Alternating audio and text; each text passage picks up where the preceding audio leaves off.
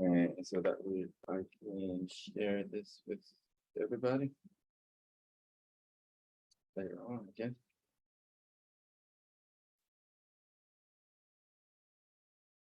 All right, so let us begin. Feel free anytime to stop me, ask questions. All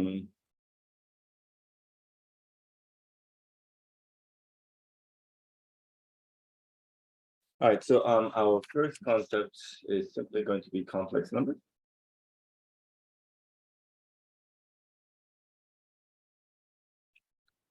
And excuse me, the main thing that we need you to be able to do with complex numbers is to know the quadratic formula.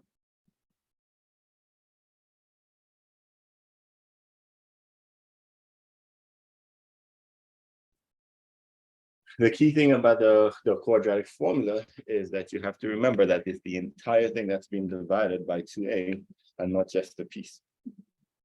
Take, for example, let's say I have x squared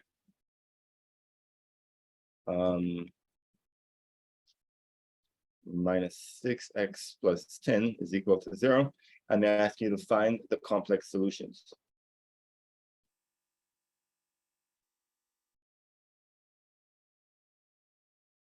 And they will also say put the answer in standard form a plus bi. And so at the end, you have to write the answer in standard form. All right, and so simply a is equals to 1, b is equal to -6, and c is equals to 10. You plug all of those into the quadratic formula. Plus or minus the square root of -6 squared minus 4 times 1. 8 times 10 all over 2 times 1. Questions there? So these will cancel. So that's going to be 6 plus or minus the square root of 36 minus 40 divided by 2. That's going to be 6 plus or minus the square root of -4 divided by 2. Now, the square, now let me start -4. Now, -4 is 4 times -1. And so if I want the square root of -4, I have to multiply 4 times the square root of -1. And so that's going to be 2i.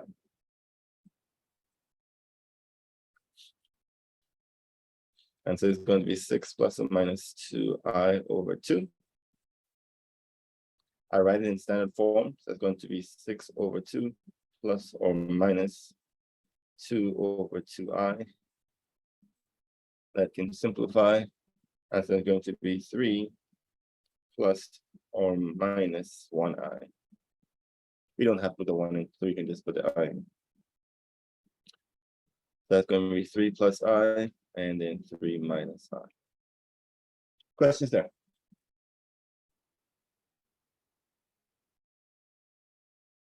No questions? All right, cool. Yeah, and that's the main thing for the first part of the test right here, complex numbers. You have to remember that the I comes from taking the square root of a negative number. Whenever you're taking the square root of a negative number, that number is 36 times -1. The square root of -1 gives us the I. Right? Other than that, you just simplify the other radical as best you can.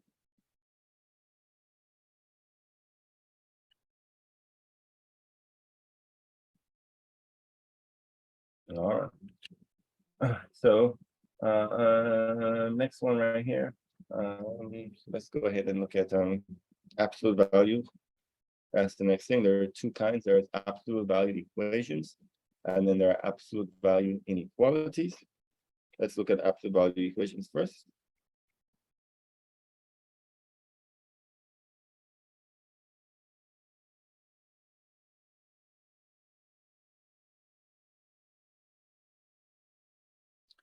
The main thing to keep in mind when you're doing an absolute value equation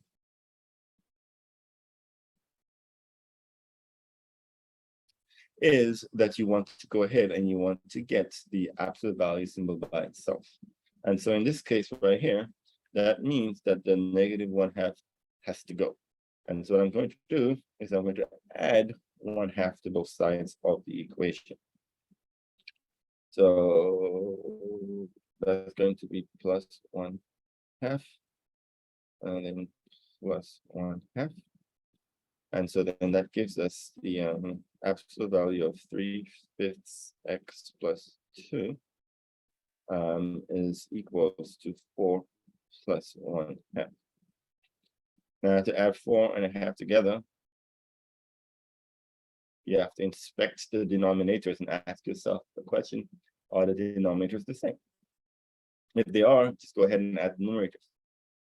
If not, you have to make the denominators the same. How do I do that? In this case, this is pretty simple. You just multiply it by 2/2. 8/2 plus 1/2. And that allows us to then add them together. That's going to be 9/2. Remember, you keep the denominator.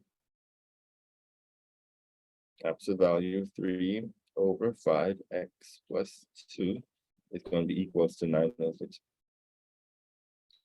And this right here is a thing that you have to remember for your absolute value equations. You drop the absolute value sign.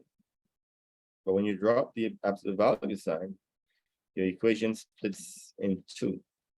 One of them is going to be +9/2. The other one is going to be -9/2. And 1 plus, 1 minus. That's the only thing that you have to remember about your absolute value equation, is that you have to go ahead and keep that in mind. Question there. Now, I don't like fractions that much. And so I look at my denominators and found the least common multiple. In this case, between 5 and 2, the least common multiple is 10. And so what you do is you multiply the entire equation by 10 to clear the denominators. 10 times 3, that's 30/5. 10 times 2, that's 20. 9 times 10, that's 90/2. So this becomes 6x plus 20 equals 45. Subtract 20. 6x is equals to 25. X is equals to 25/6. Questions there? Again, on the other side, I have exactly the same denominators. So it's going to be the same number I need to clear. So I multiply everything by 10. That's going to be 30, basically the same thing. 30/5x plus 20 equals -90/2. 6x plus 20 equals -45. Subtract 20. 6x equals -65. Divided by 6. X is equals to -65/6. Questions there?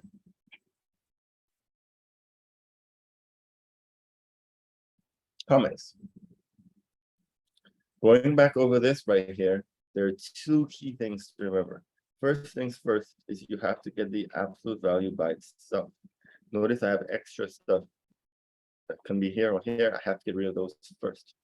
Once I get the absolute value by itself, I have to split the equation into one of them with the same number, one of them with the negative version of the number. Yes, once you have that, it's basic algebra from here to go ahead and get x by itself. Questions there? All right. And so that takes us to absolute value inequalities, which is kind of the same concept, but I teach it a little bit differently. So bear with me. So I have an absolute value of 3x minus 4, and I want to know when this thing is larger than the value 2. When is 3x minus 4 larger than 2? Well, what you first have to do is you have to go into your working column and solve the equality equation. In other words, being greater than, I simply set it to an equal sign. I solved this first. We just did this a while ago. This is going to split into two equations. The first equation is going to be the positive one. It's going to be happy to meet you. It's going to be say, hey, what's up? Going to dab you up. And then the other one's going to be the negative equation. The one that's sulking in the corner by itself, right? So one of them is +2, the other one is -2. Both of them have the same steps. Add 4. And then divide by 3. X is equal to 2. Add 4. 3x is equals to 2.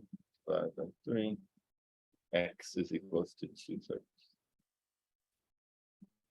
So literally, the first half of solving an inequality is simply going back and solving the equation, just like you'd have done in previous questions.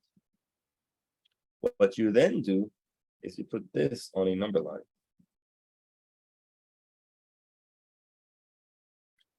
I have a value right here of 2/3, and I have a value right here of 2. And what you have to do is simply figure out which pieces of the number line that I need to shade. All right, that's what I need to do. So what I need to do is I need to test each of the regions. You first pick a number, we call them a test point, that's less than 2/3, a number between -infinity and 2/3. Say, for example, 0. 0 is less than 2/3, right? I plug in 0 into the inequality, and I see that makes sense. So absolute value of 3 times 0 minus 4. Will that result in an answer that's greater than 2? Yes or no? Well, 3 times 0 is 0. Minus 4, that's -4. Is the absolute value of -4 greater than 2? The answer is yes, it is. So this is true. And so that means that that first region, open circle here, this first region gets shaded, because this right here resulted in an answer of yes. Any number between -infinity and 2/3 will result in a number that's greater than 2. I then shift to the next part to see if I need to shade this part. Say just for between 2/3 and 2. I believe 1 lies between these two numbers right here. And so I try number 1 in and see if the inequality holds. So absolute value 3 times 1 minus 4. Is that greater than 2? Maybe, maybe not. Oh boy, that's 3. 3 minus 4, that's -1. Is -1 an absolute value greater than 2? No, it is not. That is false. And so that means I'm not going to be grading this region right here. I'm not going to be shading that region right there. That region is not happy. And then last, I need a number that's greater than 2 to check my inequality. Let's go with 3. And so I have to plug 3 in. Absolute value of 3 times 3 minus 4. Does that result in a number that's greater than 2? That's 9 minus 4. That is 5. Yes, the value of 5 is 5. And so yes, this is true. And so it means that this last region right here is going to get shaded. So open circle and shade, shade, shade. If you want to get the answer on a number line, you already have the answer on the number line. If you want to get the answer in interval notation, it's going to be I shaded from -infinity to 2/3 without square brackets, without closed circles. And then I shaded from 2 until infinity. And that would be my answer. Questions there?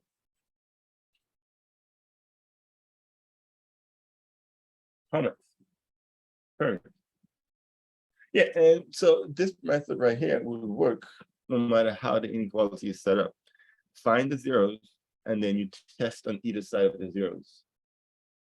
The ones that are true, that hold the inequality to be correct, you shade those regions. and that's going to be your answer. Again, this has very little to do, if anything at all, to do with the previous section. And so that's what I'm saying, that this test right here has a lot more to do with the amount of energy you put into getting ready for this test. So this can be what we call get right test. After you had a few hard weekends on the road and you're back and you're trying to get yourself ready. And this right here is a great test to do this on. All right, so the next thing after we had our absolute value equations and inequalities.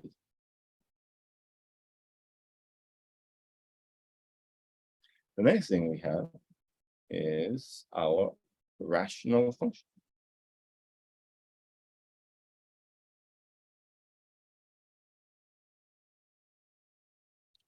And we're going to look at it from two perspectives. The first perspective is from the reciprocal function.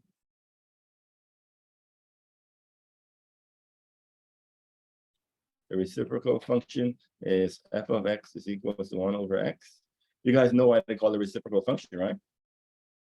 It's called the reciprocal function because no matter what number you plug in, the answer is going to be the reciprocal of that number. If you plug in 2/3, the answer is going to be 3/2 when you plug it into the reciprocal function. That's why it's called the reciprocal function, 1 over x.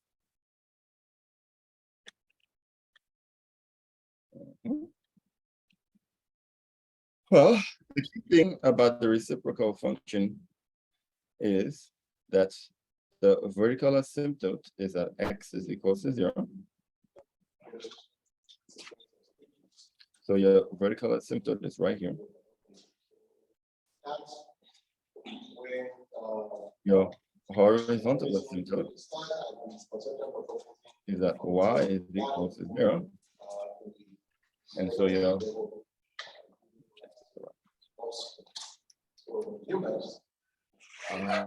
Bender, go ahead and put your name and your student number in the chat so I can take attendance later. Your horizontal asymptote is going to be right here, y is equal to 0. And the graph is simply two boomerangs, one on this side right here, and then one on this side right here. That's going to be the graph function. If you, as you will be asked on the test, have a linear transformation of this function. So an example of what they'll ask you right here is the graph. Oh, I forgot. The domain is negative infinity to 0. And the range is 0 to positive infinity. Because to be infinitive is the greatest place to be. Right? And the range is going to be the same, negative infinity to 0, union 0 to infinity. The horizontal asymptote is tied to the range. The vertical asymptote is tied to the domain. All right. So what you'll be asked to do is that you would be asked to graph GRAPH and then find the domain and the range. And so, for example, I might have f of x is equals to 1 over x plus 4 minus 3. And so what you have to do is use your understanding of transformations to move the vertical asymptote and to move the horizontal asymptote, and then use that to figure out everything that you need to do. So, quite simply, the denominator here, x plus 4, this means a vertical shift, no, horizontal shift, up in. Horizontal shift to the left 4 units, right? If it was a negative sign right here, it would be right. But since the plus sign is going to go to the left 4 units, and then the -3 on the outside is a vertical shift. Vertical shift. It's going to be up. Well, not up. down. What is wrong with today? Down 3 units. And so what that means for us is that the horizontal asymptote was at 0. Right? The horizontal asymptote used to be at y is equal to 0, but the graph gets shifted down 3 units. 1, 2, 3. And so the new horizontal asymptote is going to be at y is equal to -3. Does that make sense to you? Since the graph is going to get shifted down 3 units, the horizontal asymptote is going to drop by 3 units, right? And then going the other way, the original vertical asymptote used to be at x is equal to 0, but now I'm going to the left 4 units. So my beautiful ruler is going left. 1, 2, 3, 4. And so this is going to be my new vertical asymptote.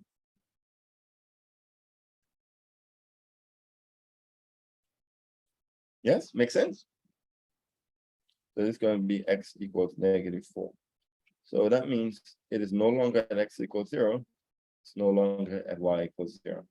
And with that right here, since I know the graph are two boomerangs, the graph will go this way, and the graph will go this way. And that's all there is to graphing the function. If there was a negative sign, -1, the graph would be upside down, and the two of them would be over here. The boomerangs would be on the other side. But since it's not negative, we don't have to worry about that.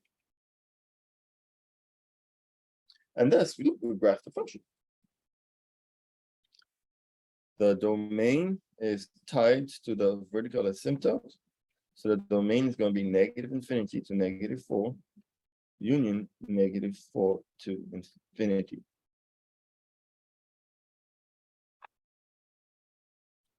If you think about it as a little car driving, if you think about it as a little car, the domain is a little car driving along the x-axis, it'll drive very fine until it gets to the vertical asymptote. And that's why we're stopping at -4. And then from there, it'll keep on driving.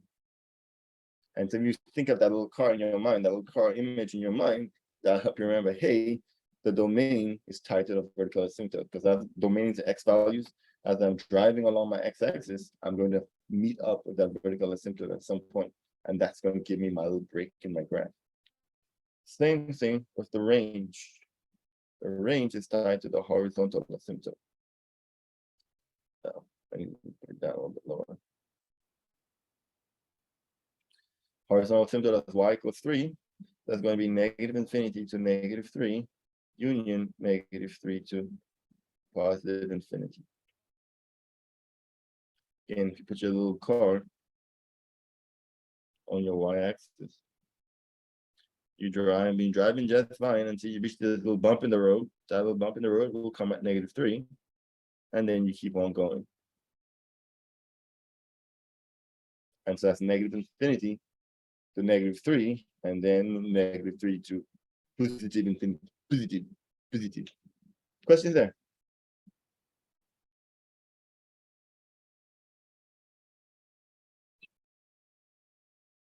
Questions there?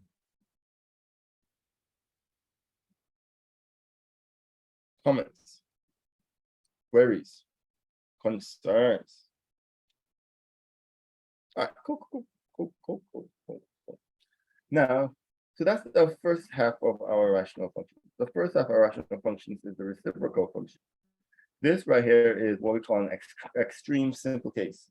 It is a case where everything is nice and neat, and we just gotta smile a little bit, and then we can go from there. Okay. On the other hand, excuse me, we sometimes have a question that's a little bit more difficult. And for those ones right here, we have to, and so we call this general rational function.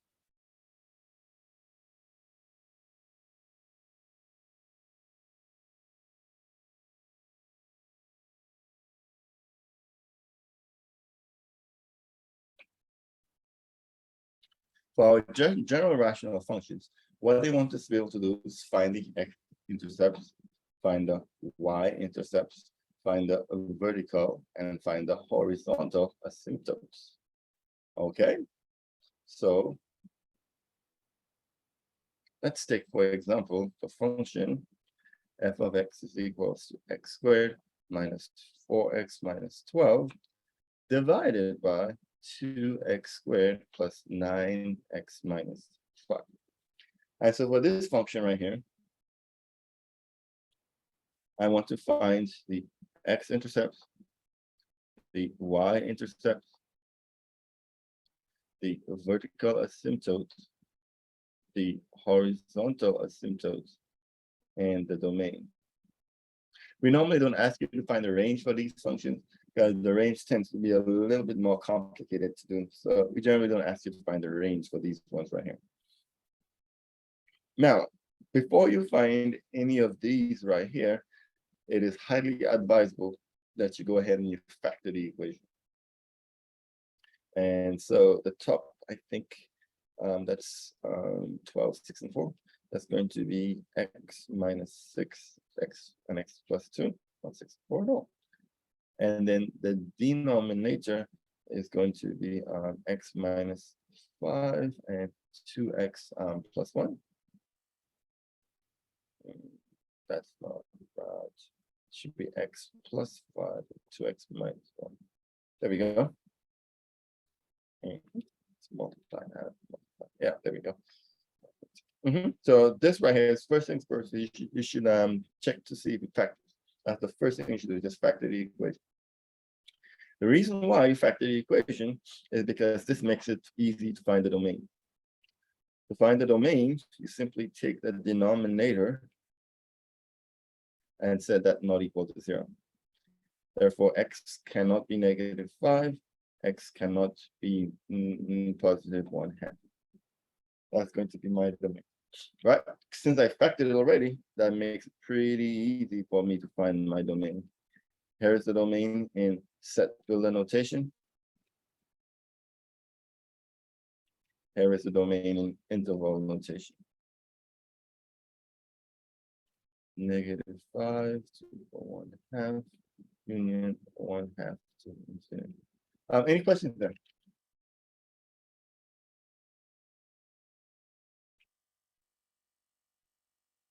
All right, cool. No questions there. And so, excuse me. So now that I have this right here, the next thing I need to do is to find the vertical asymptotes.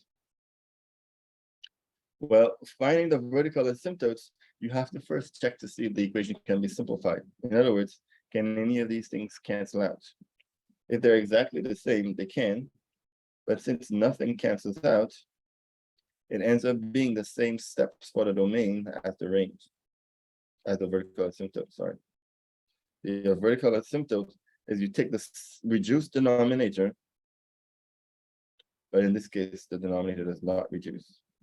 And you set that equal to 0. And so you get x equals negative 5, x equals 1/2. And this graph right here will have 2 vertical asymptotes. Questions there? Yeah, that's the only thing you have to keep in mind is that you can lose vertical asymptotes if things cancel out.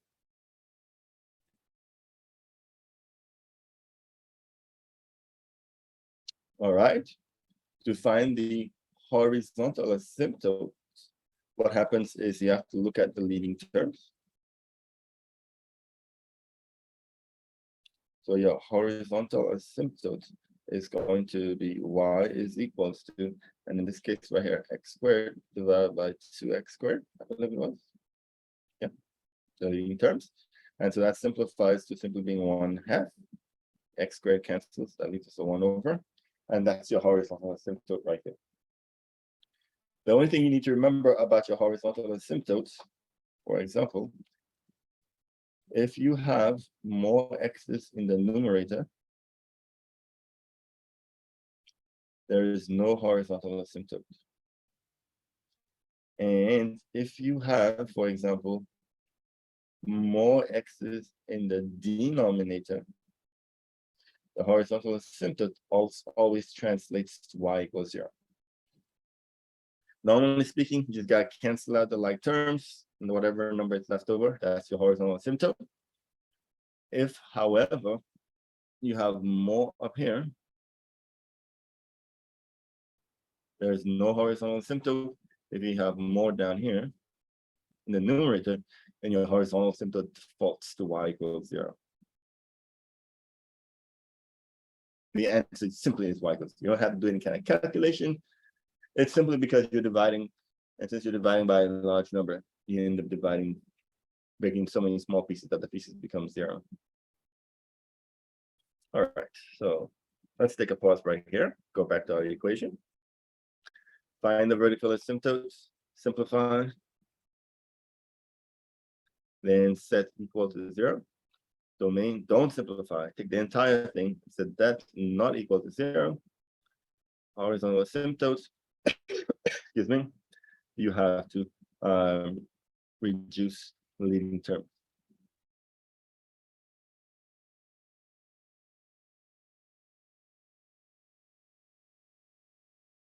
To find the y-intercept, you simply plug in x equals 0.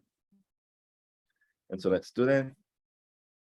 So f of 0 is going to be 0 squared minus 4 times 0 minus 12 divided by 2 times 0 squared plus 9 times 0 minus 5. Right. And of course, it's just going to be these two numbers. I could have skipped all of this since I'm plugging 0. It's going to be simply 12 over, well, I'll do it in 2 steps. Negative 12 over negative 5. A negative divided by a negative is a positive.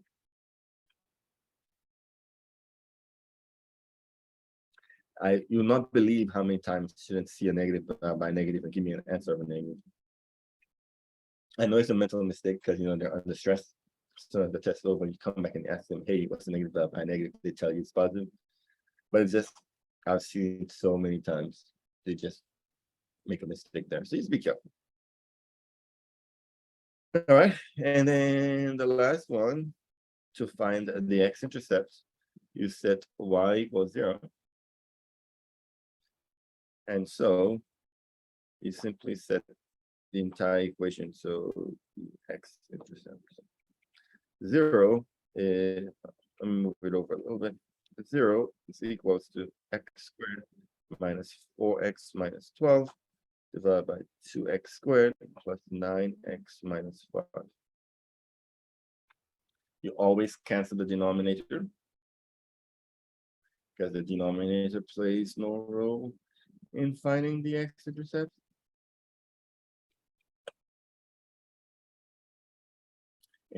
And so anything times 0 is 0. Well, I shouldn't say that the denominator doesn't play any role. You should use the reduced function. So you should cancel out like terms first before you find the x-intercept. This factors into x minus 6, x plus 2. And so your x-intercepts are x equals 6 and x equals negative 2.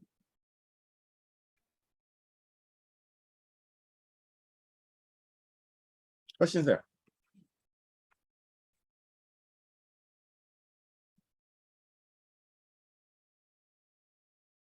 Comments? Queries? Concerns?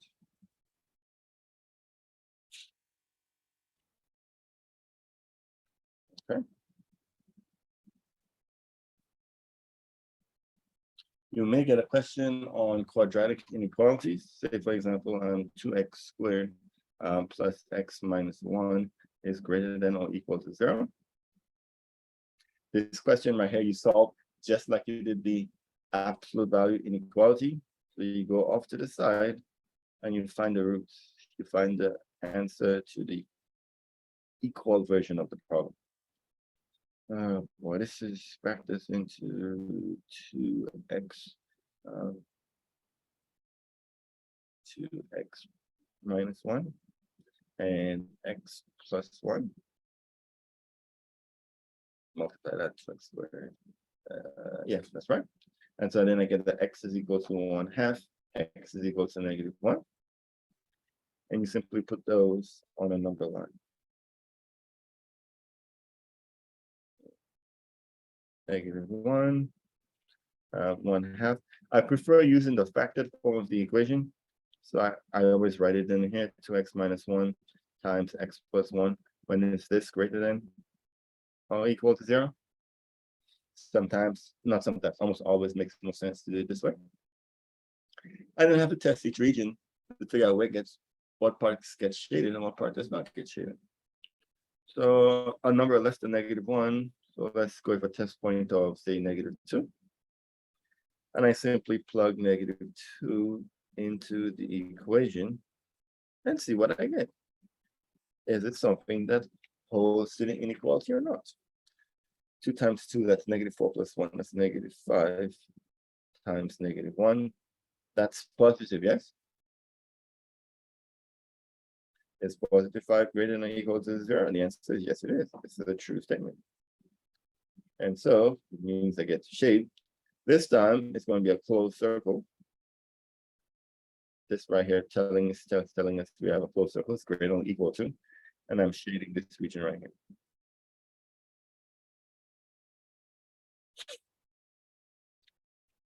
I then take a number between -1.5.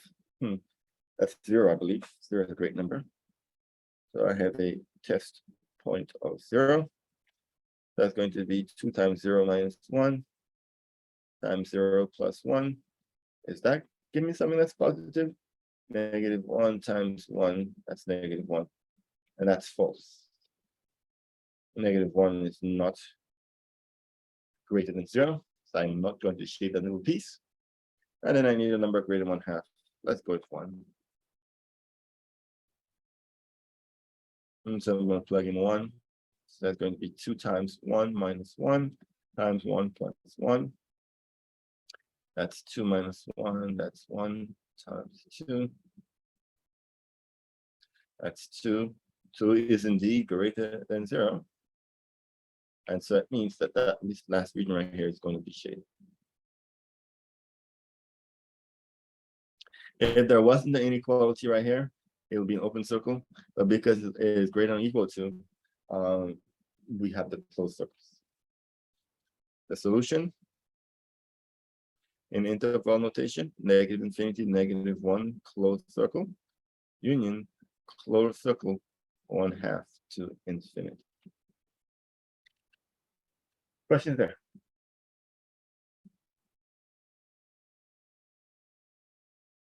Comments? Query? Concern? All right, cool.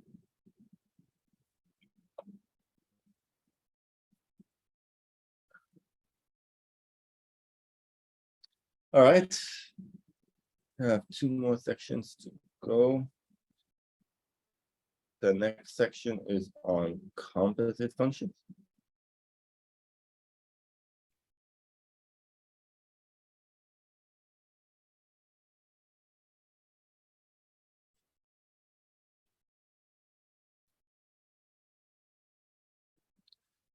Excuse me. Composite functions is us simply combining 2 functions together. Let's say I have f of x is equals to 2x minus 4, and g of x is equals to 3 minus x squared. Then f of g of x is simply 2. Let's not skip steps here. Is f of g of x, where g is the inside function. I find therefore, and so therefore it means that we treat a g as if it's the variable. And so it's going to be 2 multiplied by g minus 4. That's going to be 2 multiplied by 3 minus x squared minus 4. 6 minus 2x squared minus 4, -2x squared, and then these combined give us +2. And so this is what f of g of x is going to be. Questions there? If, on the other hand, they did it the other way, they asked us for g of f of x, it now means that f is the inside function. And so now it means we're treating f as if it was a variable. And so this is going to be equals to 3 minus f squared. Because we're plugging in f just like it was a number. That's going to be 3 minus 2x minus 4 squared. And so it's going to be 3 minus, I need to figure out what 2x minus 4 squared is. That means 2x minus 4 times 2x minus 4. This times this, that's going to be 4x squared minus 8x minus 8x plus 16, right, 4 this time, minus 16x plus 16. All right. All right, so that's going to be 4x squared minus 16x plus 16. That's going to be 3 minus 4x squared plus 16x minus 16. After I distribute the minus sign, negative 4x squared plus 16x, and then these combined give us negative 13. And so for this function, this is how you find f of g of x, and this is how you find g of f of x. Questions there?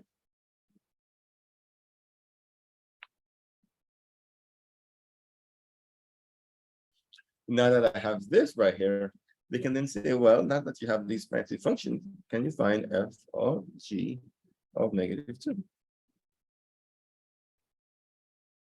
Well, it turns out that there are actually two ways to get to the answer. You can use the f of g function. I already have it. And so I can just plug in negative 2 into it. 2 times negative 2. 2 times negative 2 squared plus 2. Negative right here. That's negative 2 times 4 plus 2. That's negative 8 plus 2. That gives us an answer of negative 6. Or we can use the bunny hop method.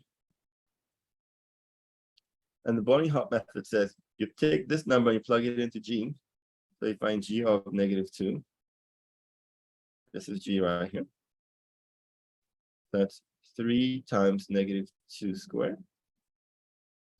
That's going to be 3 take away 4, which gives us negative 1. And then you take that answer and you plug that answer into f.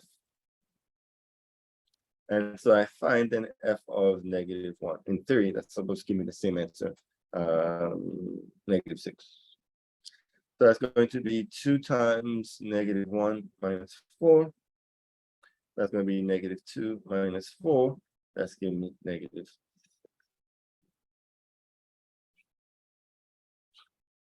Questions there?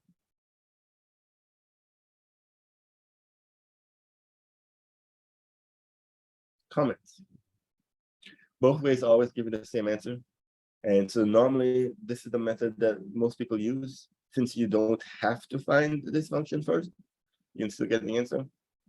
But every once in a while, this function turns out to be really simple. This function turns out really simple, and it makes sense to just use a simplified function.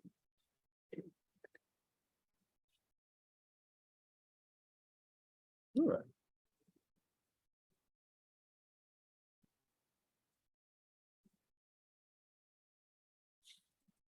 And our last topic is inverse functions.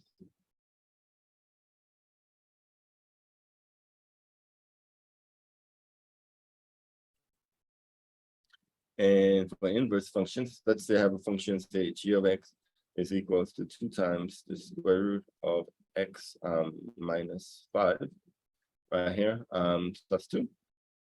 And then it give me the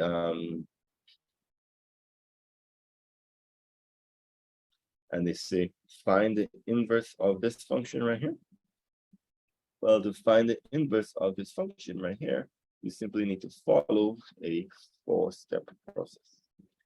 Change g of x to y. The reason why we are changing g of x to y is, first of all, it makes the calculations a little bit simpler, but it also makes it easier to identify the y variables, i.e. the range variables and the domain variables. Because the next step is to switch them. Everywhere you see y, you write the letter x. Everywhere you see x, you write the letter y. Now, some people, when they teach this, they do this step at the end, switch them at the end. It doesn't really matter when you switch them. You just need to remember that you do need to switch them. And then I'm going to solve for y. So I'm going to subtract 2 on both sides. X minus 2 is 2 times the square root of y minus 5. Then I'm going to divide by 2. X minus 2 over 2 is going to equal the square root of y minus 5. I'm going to square both sides. And so that will cancel the square root. X minus 2 divided by 2 squares, a lot of 2's, is equals to y minus 5. And then I'm going to add 5 to both sides.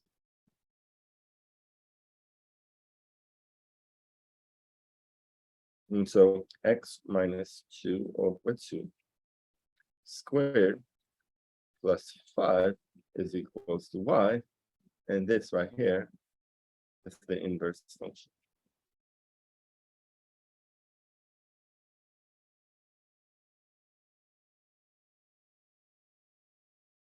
Questions there? Now, if you look at the inverse function and you look at the original function, you will notice some things right here. First of all, what's on the inside goes to the outside. So I had x minus 5 on the inside of the radical sign. Now on the outside, I have a plus sign. What's on the outside comes to the inside. And so instead of adding 2 now, I am subtracting 2. And instead of multiplying by 2, I am now dividing by 2. And of course, the radical which separates them all, the opposite of a radical is the square. So now I'm squaring both sides. Okay, and so when you finish the inverse, you can double check that your signs, your positioning of your numbers are all correct. And that lets you know that, hey, you did this correctly. Questions there? The last piece of our inverse functions that we need to be able to do is you need to be able to find the inverse of a picture, a graph.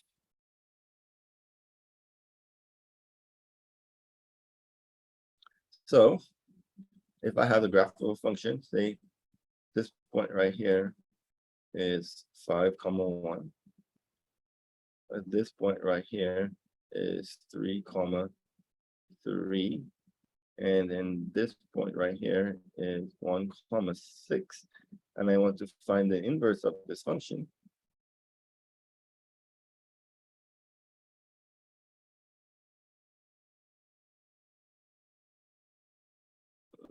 Five, 1, 3, 3, 1, 6. To find the inverse of this function, all I have to do is simply switch the x and y values. Notice that I didn't say switch the signs. Notice that I didn't say take the reciprocal. Notice that I didn't say make things negative. Just simply switch the positions of the numbers. That's all there is to find the inverse. So 3, 3 is right here. 1, 5 is right here. And 6, 1 is right here. All right. And so you move the 3, 3 a little higher. And so you just connect these right here. And that's going to be the graph of the inverse function.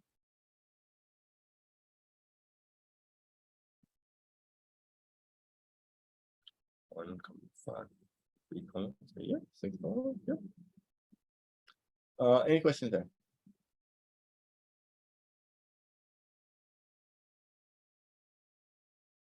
Oh, I see. Oh, that's why I think it's going off me. That's fine, bro. Hold on. What happens when we make stuff up on the fly? This should be -5, -3, and -1. So these should be all negatives. There we go. And so now try again. 1, -5, that's down here. 3, -3, that's right here. And 6, -1, that's right here. There we go. Yeah, the reason why I was saying my answer didn't make sense, F inverse, is because the inverse function is always the reflection of a 45-degree angle line. So this mirror line right here is always halfway between the graph and its function. If you look at this very carefully, you'll notice that this line is going right down the middle. And so now that makes more sense to me. There we go. And so this right here is our inverse function. Any questions there? So it's find the point, switch them. You can call that a day.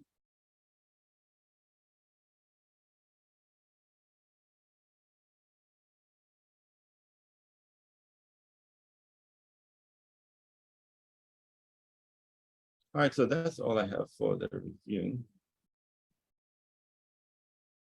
Let me stop the recording.